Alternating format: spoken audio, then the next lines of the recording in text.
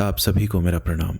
दोस्तों, मेरा नाम रोशन है। आज मैं आपके लिए लेकर आया हूँ मुंशी प्रेमचंद की लिखी कहानी, जिसका शीर्षक है नैराश्य लीला।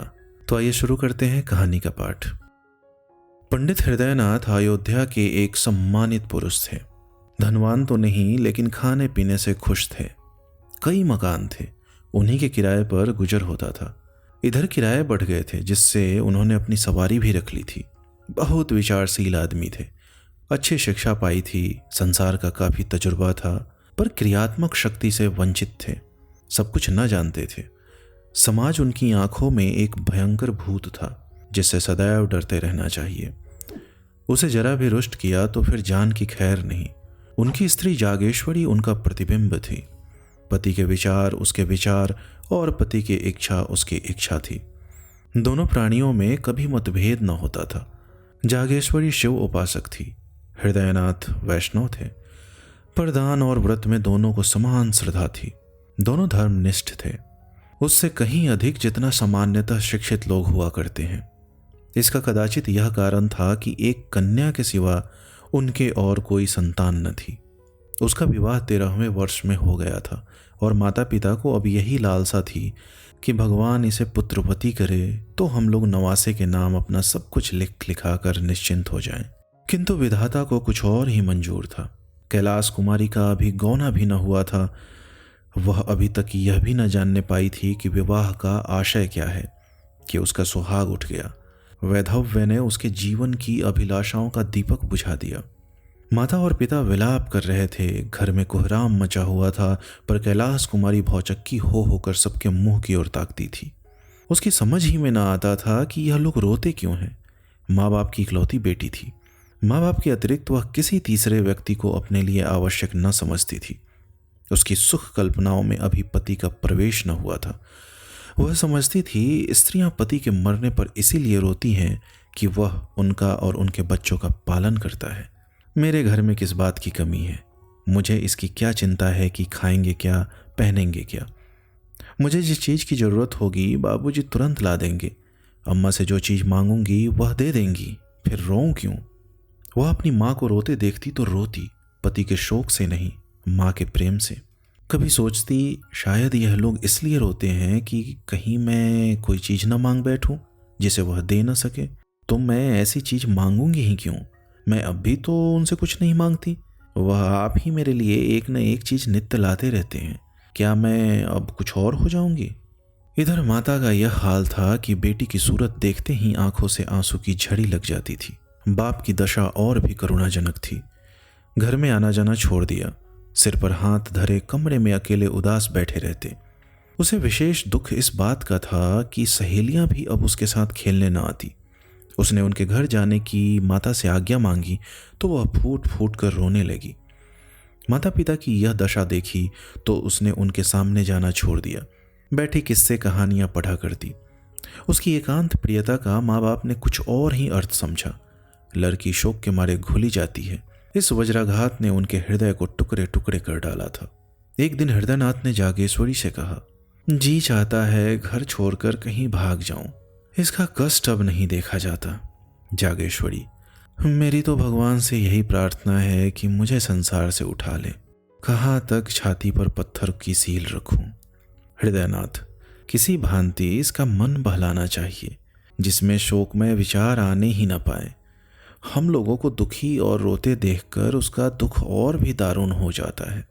जागेश्वरी, मेरी तो बुद्धि कुछ काम नहीं करती। हृदयनाथ, हम लोग यूं ही मातम करते रहे तो लड़की की जान पर बन जाएगी। अब कभी कभी उसे लेकर सैर करने चली जाया करो। कभी कभी थिएटर दिखा दिया, कभी घर में गाना बजाना कर दिया। इन बातों से उसका दिल बहलता रहेगा।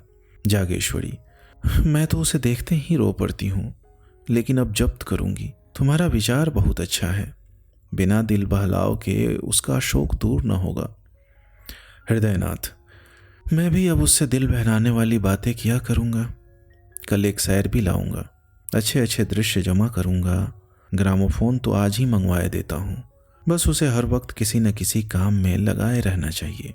एकांतवास शोक ज्वाला के लिए समीर के समान है। उस दिन से जागेश्वरी ने कैलाश कुमारी के लिए विनोद और प्रमोद के समान जमा करने शुरू किए। कैलासी माँ के पास आती तो उसकी आंखों में आंसू की बूंदें न देखती, होठों पर हंसी की आभा दिखाई देती। वह मुस्कुराकर कहती, बेटी आज थिएटर में बहुत अच्छा तमाशा होने वाला है, चलो देख आएं। कभी गंगा स्नान की ठहरती, वहाँ माँ बेटी किश्ती में बैठकर नदी में जल विहार करती। कभी दोनों संध्या समय पार्क की ओर चली जाती। धीरे धीरे सहेलियाँ भी आने लगी। कभी सबकी सब बैठकर ताश खेलती, कभी गाती बजाती। पंडित हृदयनाथ ने भी विनोद की सामग्रियाँ जुटाई। कैलासी को देखते ही मग्न होकर बोलते, बेटी आओ, तुम्हें आज कश्मीर के दृश्य दिखाऊं। कभी कहते, आओ आज स्विट्जरलैंड की अनुपम झांकी और झरनों की छटा देखें। कभी ग्रामोफोन बजा बजा कर उसे सुनाते। कैलासी इन सैर सपाटों का खूब आनंद उठाती। इतने सुख से उसके दिन कभी न गुजरे थे। इस भांति 2 वर्ष बीत गए। कैलासी सैर तमाशे की इतनी आदी हो गई कि एक दिन भी थिएटर न जाती तो बेकल सी होने लगती। मनोरंजन नवीनता का दास है और समानता का शत्रु। थिएटरों के बाद सिनेमा की सनक सवार हुई। सिनेमा के बाद मिसमेरिज्म और हिप्नोटिज्म के तमाशों की। ग्रामोफोन के नए रिकॉर्ड आने लगे। संगीत का चस्का पड़ गया। बिरादरी में कहीं उत्सव होता तो माँ बेटी अवश्य जाती। कैलासी नित्य इसी नशे में डूबी रहती। चलती तो कुछ गुनगुनाती हुई, किसी से बातें करती तो वही थिएटर और सिनेमा की। भौतिक संसार से अब उसे कोई वास्ता न था। अब उसका निवास कल्पना संसार में था। दूसरे लोग की निवासिनी होकर उसे प्राणियों से कोई सहानुभूति न रही। किसी के दुख पर जरा दया न आती।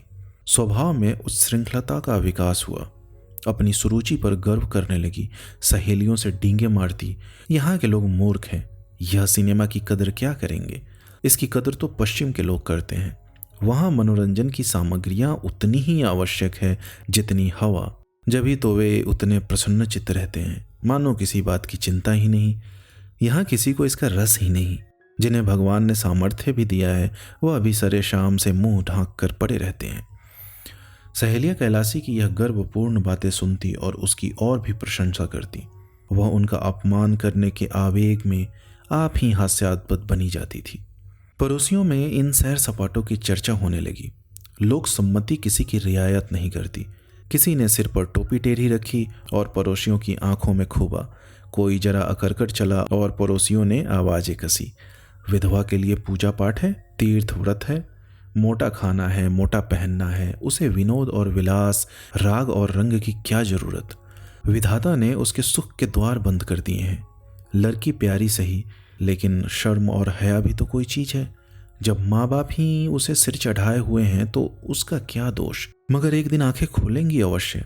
महिलाएं कहती, बाप तो मर्द है लेकिन माँ कैसी है, उसको जरा भी विचार नहीं कि दुनिया क्या कहेगी। कुछ उन्हीं की एक दुलारी बेटी थोड़े ही है। इस भांति मन बढ़ाना अच्छा नहीं। कुछ दिनों तक तो यह खिचड़ी आपस में पकती रही। अंत को एक दिन कई महिलाओं ने जागेश्वरी के घर पदार्पण किया। जागेश्वरी ने उनका बड़ा आदर सत्कार किया। कुछ देर तक इधर उधर की बातें करने के बाद एक महिला बोली, महिलाएं रहस्य की बातें करने में बहुत अभ्यस्त होती हैं। बहन, तुम ही मजे में हो कि हंसी खुशी में दिन काट लेती हो। हमें तो दिन पहाड़ हो जाता है, न कोई काम न धंधा, कोई कहाँ तक बातें करे। दूसरी देवी ने आंखें मटकाते हुए कहा, अरे तो यह तो बदे की बात है। सभी के दिन हंसी खुशी में कटे तो रोए कौन। यहाँ तो सुबह से शाम तक चक्की चूल्हे ही से छुट्टी नहीं मिलती। किसी बच्चे को दस्त आ रहे हैं तो किसी को ज्वर चढ़ा हुआ है, कोई मिठाइयों की रट लगा रहा है तो कोई पैसों के लिए महानामत मचाए हुए है। दिन भर हाय हाय करते बीत जाता है। सारे दिन कठपुतलियों की भांति नाचती रहती हूँ। तीसरी रमणी ने इस कथन का रहस्यमय भाव से विरोध किया। बदे की बात नहीं, वैसा दिल चाहिए। तुम्हें तो कोई राज सिंहासन पर बिठा दे तब भी तस्कीन न होगी, अब और भी हाय हाय करोगी। इस पर एक वृद्धा ने कहा, नौ जैसा दिल, यह भी कोई दिल है कि घर में चाहे आग लग जाए, दुनिया में कितना ही उपहास हो रहा हो, लेकिन आदमी अपने राग रंग में मस्त रहे। वह दिल है कि पत्थर। हम गृहिणी कहलाती हैं। हमारा काम है अपनी गृहस्थी में रत रहना। आमोद प्रमोद में दिन काटना हमारा काम नहीं। और महिलाओं ने इस निर्दय व्यंग पर लज्जित होकर सिर झुका लिया। वे जागेश्वरी की चुटकियां लेना चाहती थी उसके साथ बिल्ली और चूहे की निर्दय क्रीड़ा करना चाहती थी। आहत को तड़पाना उनका उद्देश्य था। इस खुली हुई चोट ने उनके पर पीड़न प्रेम के लिए कोई गुंजाइश न छोड़ी। किंतु जागेश्वरी को ताड़ना मिल गई। स्त्रियों के विदा होने के बाद उसने जाकर पति को यह सारी कथा सुनाई। हृदयनाथ उन पुरुषों में न थे जो प्रत्येक अवसर पर अपनी आत्मिक स्वाधीनता का स्वांग भरते हैं, हठधर्मी को आत्म स्वातंत्र्य के नाम से छिपाते हैं। वह सचिंत भाव से बोले, तो अब क्या होगा? जागेश्वरी, तुम ही कोई उपाय सोचो। हृदयनाथ, पड़ोसियों ने जो आक्षेप किया वह सर्वथा उचित है। कैलाश कुमारी के स्वभाव में मुझे एक विचित्र अंतर दिखाई दे रहा है। मुझे स्वयं ज्ञात हो रहा है कि उसके मन बहलाव के लिए हम लोगों ने जो उपाय निकाला है वह मुनासिब नहीं है। उनका यह कथन सत्य है कि विधवाओं के लिए यह आमोद प्रमोद वर्जित है। अब हमें यह परिपाटी छोड़नी पड़ेगी। जागेश्वरी, लेकिन कैलाशी तो इन खेल तमाशों के बिना एक दिन भी नहीं रह सकती। हृदयनाथ, उसकी मनोवृत्तियों को बदलना पड़ेगा। शनय शनय यह विलासोन्माद शांत होने लगा। वासना का तिरस्कार किया जाने लगा। पंडित जी संध्या समय ग्रामोफोन न बजाकर कोई धर्म ग्रंथ पढ़कर सुनाते। स्वाध्याय, संयम, उपासना में माँ बेटी रत रहने लगी। कैलाशी को गुरुजी ने दीक्षा दी। मोहल्ले और बिरादरी की स्त्रियां आई। उत्सव मनाया गया। माँ बेटी अब किश्ती पर सैर करने के लिए गंगा न जाती, बल्कि स्नान करने के लिए मंदिरों में नित्य जाती। दोनों एकादशी का निर्जल व्रत रखने लगी। कैलाशी को गुरुजी नित्य संध्या समय धर्मोपदेश करते। कुछ दिनों तक तो कैलाशी को यह विचार परिवर्तन बहुत कष्टजनक मालूम हुआ, पर धर्मनिष्ठा नारियों का स्वाभाविक गुण है। थोड़े ही दिनों में उसे धर्म से रुचि हो गई। अब उसे अपनी अवस्था का ज्ञान होने लगा। विषय वासना से चित्त आप ही आप खींचने लगा। पति का यथार्थ आशय समझ में आने लगा था। पति ही स्त्री का सच्चा मित्र, सच्चा पथ प्रदर्शक और सच्चा सहायक है। पति विहीन होना किसी घोर पाप का प्रायश्चित है। मैंने पूर्व जन्म में कोई अकर्म किया होगा। पतिदेव जीवित होते तो मैं फिर माया में फंस जाती। प्रायश्चित का अवसर कहाँ मिलता। गुरुजी का वचन सत्य है कि परमात्मा ने तुम्हें पूर्व कर्मों के प्रायश्चित का यह अवसर दिया है। वैधव्य यातना नहीं है, जीवोद्धार का साधन है। मेरा उद्धार त्याग, वैराग, भक्ति और उपासना ही से होगा। कुछ दिनों के बाद उसकी धार्मिक वृत्ति इतनी प्रबल हो गई कि अन्य प्राणियों से वह पृथक रहने लगी। किसी को न छूती, महरियों से दूर रहती, सहेलियों से गले तक न मिलती। दिन में 2-2, 3-3 बार स्नान करती। हमेशा कोई न कोई धर्म ग्रंथ पढ़ा करती। साधु महात्माओं के सेवा सत्कार में उसे आत्मिक सुख प्राप्त होता। जहाँ किसी महात्मा के आने की खबर पाती, उनके दर्शनों के लिए विकल हो उठती। उनकी अमृत वाणी सुनने से जी न भरता। मन संसार से विरक्त होने लगा। तल्लीनता की अवस्था प्राप्त हो गई। घंटों ध्यान और चिंतन में मग्न रहती। सामाजिक बंधनों से घृणा हो गई। हृदय स्वाधीनता के लिए लालायित हो गया। यहाँ तक कि 3 ही वर्षों में उसने संन्यास ग्रहण करने का निश्चय कर लिया। माँ बाप को यह समाचार ज्ञात हुआ तो होश उड़ गए। माँ बोली, बेटी, अभी तुम्हारी उम्र ही क्या है कि तुम ऐसी बातें सोचती हो? कैलाश कुमारी, माया मोह से जितनी जल्दी निवृत्ति हो जाए उतना ही अच्छा। हृदयनाथ, क्या अपने घर में रहकर माया मोह से मुक्त नहीं हो सकती हो? माया मोह का स्थान मन है, घर नहीं। जागेश्वरी, कितनी बदनामी होगी। कैलाश कुमारी, अपने को भगवान के चरणों पर अर्पण कर चुकी, तो मुझे बदनामी की क्या चिंता। जागेश्वरी, बेटी, तुम्हें न हो हमको तो है। हमें तो तुम्हारा ही सहारा है। तुमने जो संन्यास ले लिया तो हम किस आधार पर जिएंगे। कैलाश कुमारी, परमात्मा ही सबका आधार है। किसी दूसरे प्राणी का आश्रय लेना भूल है। दूसरे दिन यह बात मोहल्ले वालों के कानों में पहुंच गई। जब कोई अवस्था असाध्य हो जाती है तो हम उस पर व्यंग करने लगते हैं। यह तो होना ही था, नई बात क्या हुई। लड़कियों को इस तरह स्वच्छंद नहीं कर दिया जाता। फूले न समाते थे कि लड़की ने कुल का नाम उज्ज्वल कर दिया।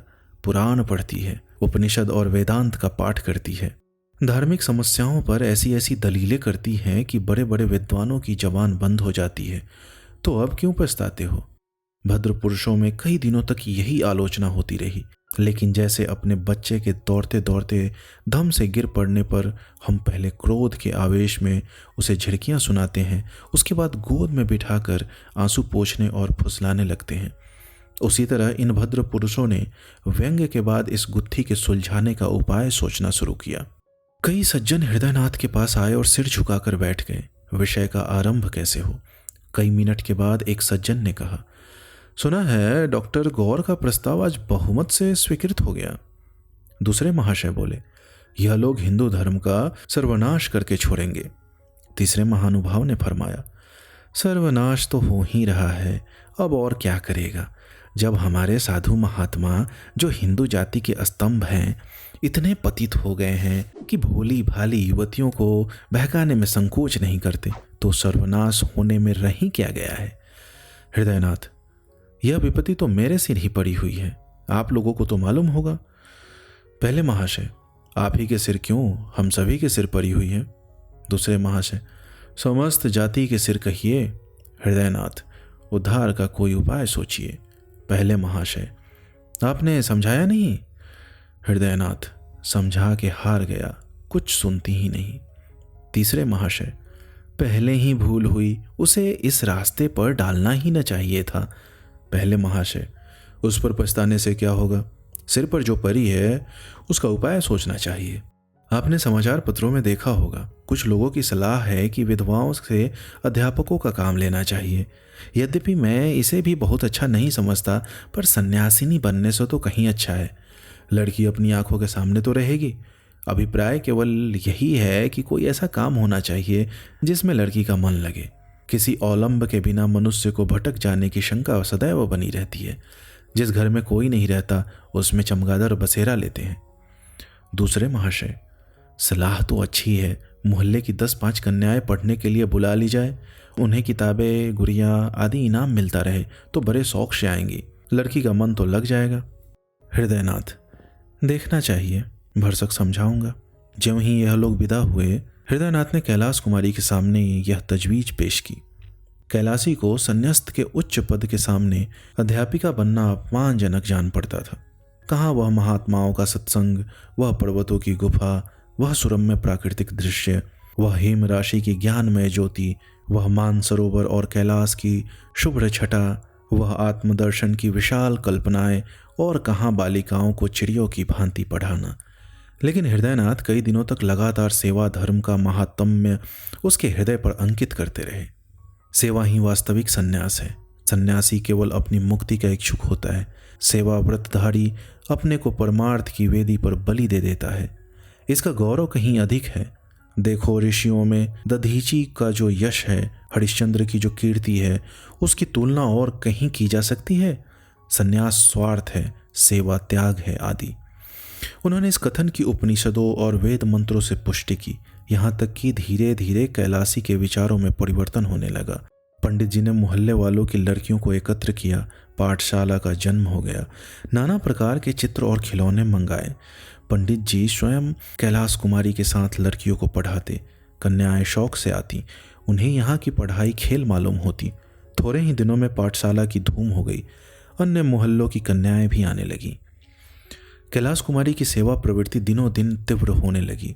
दिन भर लड़कियों को लिए रहती, कभी पढ़ाती, कभी उनके साथ खेलती, कभी सीना पिरोना सिखाती। पाठशाला ने परिवार का रूप धारण कर लिया। कोई लड़की बीमार हो जाती तो तुरंत उसके घर जाती, उसकी सेवा शुश्रूषा करती, गाकर या कहानियां सुनाकर उसका दिल बहलाती। पाठशाला को खुले हुए साल भर हुआ था। एक लड़की को जिससे वह बहुत प्रेम करती थी चेचक निकल आई। कैलाशी उसे देखने गई। माँ बाप ने बहुत मना किया पर उसने न माना। कहा तुरंत लौट आऊंगी। लड़की की हालत खराब थी। कहा तो रोते रोते तालू सूखता था। कहाँ कैलाशी को देखते ही मानो कष्ट भाग गए। कैलाशी 1 घंटे तक वहाँ रही। लड़की बराबर उससे बातें करती रही, लेकिन जब वह चलने को उठी तो लड़की ने रोना शुरू किया। कैलाशी मजबूर होकर बैठ गई। थोड़ी देर के बाद जब वह फिर उठी तो फिर लड़की की यही दशा हो गई। लड़की उसे किसी तरह छोड़ती ही न थी। सारा दिन गुजर गया। रात को भी लड़की ने न आने दिया। हृदयनाथ उसे बुलाने को बार बार आदमी भेजते, पर वह लड़की को छोड़कर न जा सकती थी। उसे ऐसी शंका होती थी कि मैं यहाँ से चली और लड़की हाथ से गई। उसकी माँ भी माता थी। इससे कैलासी को उसके ममत्व पर विश्वास न होता था। इस प्रकार वह 3 दिनों तक वहां रही। 8 पहर बालिका के सिरहाने बैठी पंखा झलती रही। बहुत थक जाती तो दीवार से पीठ टेक लेती। चौथे दिन लड़की की हालत कुछ संभलती हुई मालूम हुई तो वह अपने घर आई, मगर अभी स्नान भी न करने पाई थी कि आदमी पहुंचा। जल्द चलिए, लड़की रो रो कर जान दे रही है। हृदयनाथ ने कहा, कह दो अस्पताल से कोई नर्स बुला ले। कैलाश कुमारी, दादा आप व्यर्थ में झुंझलाते हैं। उस बेचारी की जान बच जाए, मैं 3 दिन नहीं 3 महीने उसकी सेवा करने को तैयार हूँ। आखिर यह देह किस दिन काम आएगी। हृदयनाथ, तो कन्याएं कैसे पढ़ेंगी। कैलासी, 2-1 दिन में वह अच्छी हो जाएगी। दाने मुरझाने लगे हैं, तब तक आप जरा इन लड़कियों की देखभाल करते रहिएगा। हृदयनाथ, यह बीमारी छूत से फैलती है। कैलासी हंसकर, मर जाऊंगी तो आपके सिर से एक विपत्ति टल जाएगी। यह कहकर उसने उधर की राह ली। भोजन की थाली परसी रह गई। तब हृदयनाथ ने जागेश्वरी से कहा, जान पड़ता है बहुत जल्द यह पाठशाला भी बंद करनी पड़ेगी। जागेश्वरी, बिना मांझी के नाव पार लगाना बहुत कठिन है। जिधर हवा पाती है उधर ही बह जाती है। हृदयनाथ, जो रास्ता निकालता हूँ वही कुछ दिनों के बाद किसी दलदल में फंसा देता है। अब फिर बदनामी के सामान होते नजर आ रहे हैं।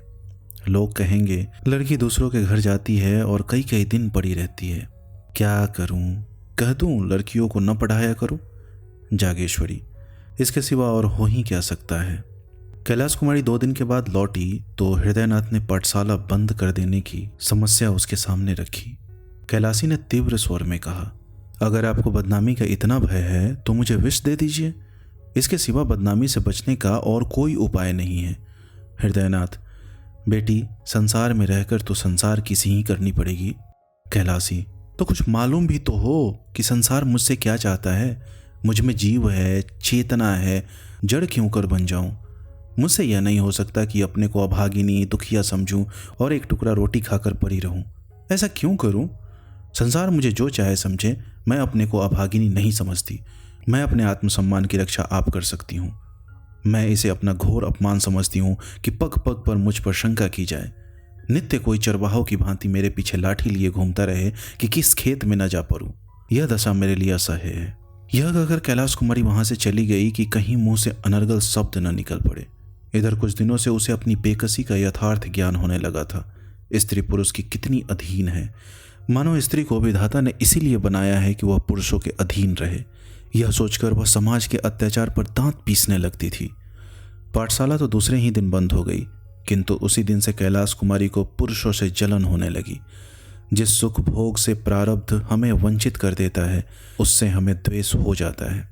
गरीब आदमी इसीलिए तो अमीरों से जलता है और धन की निंदा करता है। कैलासी बार बार झुंझलाती कि स्त्री क्यों पुरुष पर इतनी अवलंबित है। पुरुष क्यों स्त्री के भाग्य का विधायक है। स्त्री क्यों नित्य पुरुषों का आश्रय चाहे, उनका मुंह ताके। इसीलिए न कि स्त्रियों में अभिमान नहीं है, आत्मसम्मान नहीं है। नारी हृदय के कोमल भाव उसे कुत्ते का दुम हिलाना मालूम होने लगे। प्रेम कैसा, यह सब ढोंग है। स्त्री पुरुष के अधीन है। उसकी खुशामद न करे, सेवा न करे तो उसका निर्वाह कैसे हो। एक दिन उसने अपने बाल गूथे और जूड़े में एक गुलाब का फूल लगा लिया। मां ने देखा तो ओठ से जीभ दबा दी। महरियों ने छाती पर हाथ रखे। इसी तरह उसने एक दिन रंगीन रेशमी साड़ी पहन ली। पड़ोसिनों में इस पर खूब आलोचनाएं हुई। उसने एकादशी का व्रत छोड़ दिया जो पिछले 8 वर्षों से रखती आई थी। कंघी और आईने को वह अब त्याज्य न समझती थी। सहालक के दिन आए। नित्य प्रति उसके द्वार पर से बारातें निकलती। मोहल्ले की स्त्रियां अपनी अपनी अटारियों पर खड़ी होकर देखती। वर के रंग रूप आकार प्रकार पर टिकाएं होती। जागेश्वरी से भी बिना एक आंख देखे न रहा जाता। लेकिन कैलाश कुमारी कभी भूल कर भी इन जलूसों को न देखती। कोई बारात या विवाह की बात चलाता तो वह मुंह फेर लेती। उसकी दृष्टि में वह विवाह नहीं, भोली भाली कन्याओं का शिकार था। बारातों को वह शिकारियों के कुत्ते समझती। यह विवाह नहीं है, स्त्री का बलिदान है। तीज का व्रत आया। घरों में सफाई होने लगी। रमनियां इस व्रत को रखने की तैयारियां करने लगी। जागेश्वरी ने भी व्रत का सामान लिया। नई नई साड़ियां मंगवाई। कैलाश कुमारी की ससुराल से इस अवसर पर कपड़े, मिठाइयां और खिलौने आया करते थे। अब की भी आए। यह विवाहिता स्त्रियों का व्रत है। इसका फल है पति का कल्याण। विधवाएं भी इस व्रत का यथोचित रीति से पालन करती है। पति से उनका संबंध शारीरिक नहीं वरन आध्यात्मिक होता है। उसका इस जीवन के साथ अंत नहीं होता, अनंत काल तक जीवित रहता है। कैलाश कुमारी अब तक यह व्रत रखती आई थी। अब कि उसने निश्चय किया मैं व्रत न रखूंगी। माँ ने सुना तो माथा ठोक लिया, बोली, बेटी यह व्रत रखना तुम्हारा धर्म है। कैलाश कुमारी, पुरुष भी स्त्रियों के लिए कोई व्रत रखते हैं? जागेश्वरी, मर्दों में इसकी प्रथा नहीं है। कैलाश कुमारी, इसीलिए न कि पुरुषों को स्त्रियों की जान उतनी प्यारी नहीं होती जितनी स्त्रियों को पुरुषों की जान। जागेश्वरी, स्त्रियां पुरुषों की बराबरी कैसे कर सकती है? उनका तो धर्म है अपने पुरुष की सेवा करना। कैलाश कुमारी, मैं इसे अपना धर्म नहीं समझती। मेरे लिए अपनी आत्मा की रक्षा के सिवा और कोई धर्म नहीं। जागेश्वरी, बेटी गजब हो जाएगा, दुनिया क्या कहेगी? कैलाश कुमारी, फिर वही दुनिया। अपनी आत्मा के सिवा मुझे किसी का भय नहीं। हृदयनाथ ने जागेश्वरी से यह बातें सुनी तो चिंता सागर में डूब गए। इन बातों का क्या आशय? क्या आत्मसम्मान का भाव जागृत हुआ है या नैराश्य की क्रूर क्रीड़ा है? धनहीन प्राणी को जब कष्ट निवारण का कोई उपाय नहीं रह जाता तो वह लज्जा को त्याग देता है। निसंदेह नैराश्य ने यह भीषण रूप धारण किया है। सामान्य दशाओं में नैराश्य अपने यथार्थ रूप में आता है, पर गर्भशील प्राणियों में वह परिमार्जित रूप ग्रहण कर लेता है। यहाँ वह हृदयगत कोमल भावों का अपहरण कर लेता है, चरित्र में अस्वाभाविक विकास उत्पन्न कर देता है। मनुष्य लोक लाज और उपहास की ओर से उदासीन हो जाता है। नैतिक बंधन टूट जाते हैं। यह नैराश्य की अंतिम अवस्था है। हृदयनाथ इन्हीं विचारों में मग्न थे कि जागेश्वरी ने कहा, अब क्या करना होगा? हृदयनाथ, क्या बताऊं? जागेश्वरी, कोई उपाय है? हृदयनाथ, बस एक ही उपाय है, पर उसे जबान पर नहीं ला सकता। दोस्तों, उम्मीद करता हूं यह कहानी आपको अच्छी लगी होगी। फिर किसी दिन आऊंगा किसी और नई कहानी के साथ। धन्यवाद।